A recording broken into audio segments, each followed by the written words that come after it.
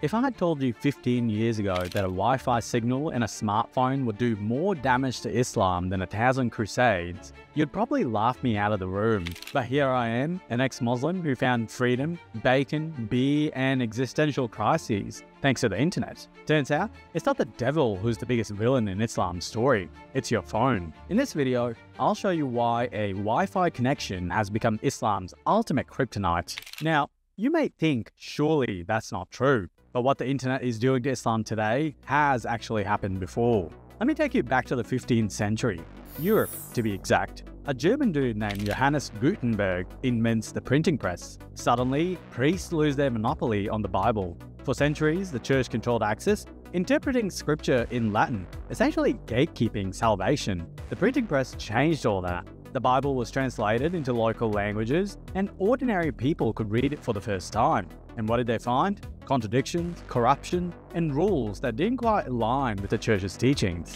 Enter Martin Luther, a monk and theologian who wasn't thrilled with the church selling indulgences. Basically, a get-out-of-hell card for a fee. His 95 Theses called out this corruption, arguing that salvation came through faith, not cash. With the printing press, his ideas spread like wildfire across Europe, making the church's control over religious thought impossible to maintain. The result? The Protestant Reformation, a tidal wave of new denomination, debates, and dissenters questioning the church's authority. This shattered the monopoly on spiritual truth and shifted Europe towards individual interpretation and critical thinking. The printing press turned out to be a weapon of mass deconstruction for centuries-old religious dogma. As more people read the Bible for themselves, many started to question not just the church, but the foundations of Christianity itself.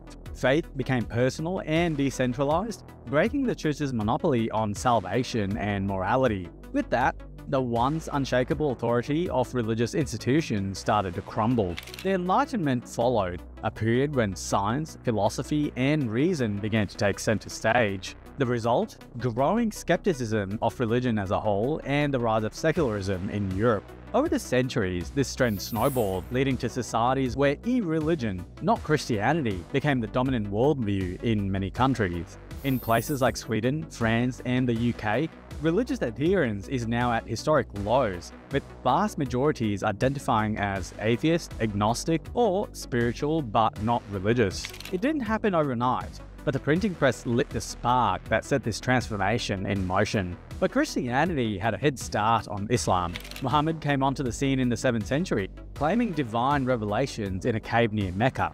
And let's be honest, he essentially copy-pasted elements of Judaism and Christianity into the framework of an Arabian pagan belief system. Monotheism? That came straight from the Jewish and Christian playbooks. The idea of prophets? A rerun, just with Muhammad cast as a grand finale. Man truly had main character syndrome, amongst other issues. Even many Quranic stories like Adam and Eve, Noah's Ark, and Moses parting the sea were lifted with slight edits to fit the Arabian narrative. But unlike Christianity, which had centuries to adapt to modernity and face challenges like the Enlightenment, Islam has largely avoided that reckoning. Through empires, caliphates, and strict clerical control, it maintained a tighter grip on interpretation and authority. This tight grip also involved enforcing the faith by any means necessary. Take the apostate wars after Muhammad's death. When several tribes decided they were done with Islam following his death, Abu Bakr, the first caliph, launched brutal campaigns to bring them back into the fold. Their crime? Apostasy, leaving Islam.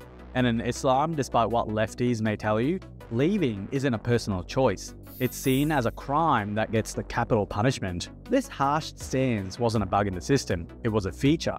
A way to ensure Islam's survival by stamping out dissent early on. The concept of religious innovation only reinforced this rigidity. Any deviation from the pure teachings of Islam as practiced by Muhammad and his companions was labeled heresy. In other words, questioning or adapting the faith to new circumstances wasn't just frownable, it could get you killed. Reformation was not an option. In fact, a cornerstone of Islamic teachings is to keep the faithful in line. The Quran itself warns believers about probing too deeply. In the Quran, it says, "O you who have believed, do not ask about things which, if they're shown to you, will distress you." Translation: don't ask questions you might not like the answers to. This was meant to discourage curiosity and critical thinking. Muhammad himself reinforced this in Hadith, famously saying, "The greatest sinners among the Muslims are those who ask too many questions." In other words, blind faith, good. Critical thinking, bad. Why? Because too many questions threaten to expose cracks in the system. This obsessive control over beliefs and practice worked for centuries, allowing Islam to expand and maintain uniformity across vast empires. But here's the catch. When a belief system suppresses change and critical thought, it becomes brittle. And for centuries, there really was no system to encourage dissent or provide a place where dissenters could talk to each other. But then came the internet, where no question is off limits. I think this part works best if I start with an anecdote. The internet played a huge role in my journey away from Islam. In the country where I was born, apostasy wasn't just punishable by death, it stripped you of your statehood. Even so, I was always curious about science and history as a child. Despite growing up in a deeply religious household, I was captivated by the origins of the universe, the evolution of life, the rise of civilizations, and the great inventors who sparked the Industrial Revolution. I coped by convincing myself that Islam didn't contradict modern science. Our teachers constantly drilled it into us. Islam and science were perfectly aligned. That illusion held until the days of MSN Messenger, when I met an ex-Muslim. I couldn't believe this person was real. How could anyone leave the truth? Did he not fear eternal damnation? But, as you do on the internet, we debated for days. Days turned into weeks and weeks into months, and slowly, the facade began to crumble. I started discovering more free thinkers, the voices of a growing atheist movement. Richard Dawkins, Ayaan Hirsi Ali, the late and still great Christopher Hitchens. I could no longer deny it. The emperor's new robes didn't exist, and the days of pretending they did came to an end. Islam, like every other religion, stood there exposed, layer by layer, revealing contradictions, moral failings, and centuries of unchallenged dogma. The internet has done something remarkable to Islam. It has dragged it, kicking and screaming, into the age of accountability. For centuries, religious leaders controlled the narrative. But just as the printing press to Christianity, the gatekeepers lost their keys. Ex-Muslim communities have exploded online. Another community I would like to see grow is my subscribers. So, if you enjoyed this video so far, please hit that subscribe button and give the video a thumbs up. According to Pew Research, around 24% of people raised as Muslims in the US end up leaving the faith, a number that mirrors the disaffiliation rates of Christianity. Globally, the trend is harder to track due to the stigma and legal punishment, but it's clear. Apostasy is on the rise, and the internet is playing a massive role. Platforms like Reddit's ex-Muslim with over 400,000 members and Twitter hashtags like ex-Muslim_because have created safe spaces for people to openly discuss their doubts, share their stories, and find solidarity. And this isn't just limited to Western countries. In places like Saudi Arabia, surveys suggest a significant portion of the youth, up to 25%, identify as non-religious. Think about that. In a country where atheism is equated with terrorism, 1 in 4 young people is questioning religion. Women in Iran are openly shedding their hijabs at great risk to their lives. Of course, it's not just about private doubt anymore. The internet has turned Islam into a global meme. On platforms like TikTok and YouTube, creators openly critique Islamic doctrines, hadith, and the questionable aspects of Muhammad's life, all with a healthy dose of humor. Online, some pretty funny questions are being asked. Why did Muhammad ban dogs and music, but not slavery? Why did he marry Aisha, who was 6 years old? Are you seriously saying he rode a flying donkey to heaven and split the moon? For younger Muslims, these hilarious questions help to challenge taboos. And then there's a rise of public ex-Muslim voices, people like Ayaan Hirsi Ali and the apostate prophet. These figures, once unimaginable, are now leading the charge in normalizing criticism of Islam. But this wave of criticism isn't just coming from within. In the West, critics of Islam have long been challenging its sacred status in public discourse. Take Christopher Hitchens, the late, great defender of free thought, who infamously was extremely critical of Islam. And let's not forget cultural moments that shattered the walls of sacredness. In 2006, South Park notoriously aired episodes poking fun at the Prophet Muhammad, sparking outrage and discussions about the limits of satire. Then there's Charlie Hebdo, the French satirical magazine that became globally infamous for its provocative drawings of Muhammad. The tragic terrorist attack on their offices in 2015 once again demonstrated the dangers of criticizing Islam, but it also galvanized a global defense of free speech. These events and figures have played a massive role in normalizing public criticism of Islam in the West. They've challenged not just the religion, but the societal fear of questioning it, which is something I spoke about in this video here.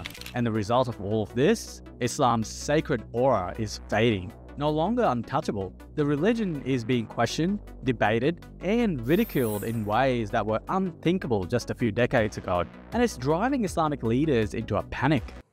It is happening. It is happening continuously. It is going to become an avalanche, a tsunami that is going to hit our community in such a way that we will have a very difficult time standing. It will knock us over. Governments are doubling down on censorship. Countries like Iran, Pakistan, and Saudi Arabia are blocking websites, monitoring online activity, and arresting those who challenge the faith online. But here's the catch. The internet, unlike the printing press, is unstoppable. Where there's a will, there is a way. With VPNs, encrypted chats, and anonymous accounts, dissent continues to grow. The Streisand effect kicks in every time something is censored. Ban a video, and 1,000 copies show up across YouTube and Telegram. Jail an atheist blogger, and their story becomes international news, inspiring more people to question. The result is a feedback loop of dissent and exposure. This shift is seismic. Islam, a religion that once punished the mere whisper of doubt, is now being openly mocked, critiqued, and abandoned by millions in real time. And it's happening because the internet has made asking questions impossible to suppress. Now, the argument against all of this might be, well, Islam is growing at a fast rate regardless. And sure, on the surface, that's true. But let's look a little deeper. Islam's rapid growth isn't coming from widespread conversions. In fact, it's almost entirely birth rate driven, concentrated in underdeveloped countries with high fertility rates. For example, countries like Niger, Somalia, and Afghanistan have some of the highest fertility rates in the world, averaging 4 to 7 children per woman. These are also regions where female empowerment and education rates are alarmingly low. Research shows a strong connection between fertility rates and women's access to education, healthcare, and economic opportunities. In many Muslim-majority countries, restrictive cultural norms and limited access to education keep women out of the workforce and in traditional roles, leading to larger families. Compare this to Western countries, where Muslim immigrant families experience a noticeable drop in fertility rates over just 1 or 2 generations. For instance, Muslim women in Germany or the US often have fertility rates closer to the national average, about 1.5 to 2 children per woman. Why the change? Because once women have access to education, contraception, and greater autonomy, family sizes tend to shrink. But here's the kicker. Even among those born into Islam, apostasy is rising, especially in the West. Converts to Islam, particularly in Western countries, are leaving the faith at strikingly high rates. Studies show that 50 to 70% of converts to Islam in the US eventually leave the religion. Let that sink in. For every person who converts to Islam, the majority end up walking away. Pew Research highlights that in the US, for every 1 person who converts to Islam, nearly a quarter of those raised Muslim leave the faith. Globally, Islam's image as the fastest growing religion needs context. It's a facade. Yes, the numbers are increasing, but not because of conversion or ideological appeal. It's a demographic story centered on birth rates in underdeveloped regions, and one that is increasingly challenged as Muslims migrate to more secular, empowered societies. So, when people argue that Islam's growth is inevitable, the truth is far more complex. As education levels rise and the internet reaches even the most remote corners, the dynamics will shift. Higher education, especially for women, can foster critical thinking and the questioning of long-held beliefs. Combine that with exposure to diverse ideas online, and suddenly, people aren't limited to their local imams' teachings. They're engaging with ex-Muslims, historians, scientists, and philosophers. This is already happening. In places like Iran and Saudi Arabia, the rise of the non-religious among the educated and internet-savvy youth shows how powerful this combination is. This brings me to something both funny and ironic. A lot of Muslims are either misguided or, let's say, engaging in some creative reinterpretation of their religion. Some do it intentionally, via a concept called taqiyya, while others are just repeating what they've been told without digging deeper.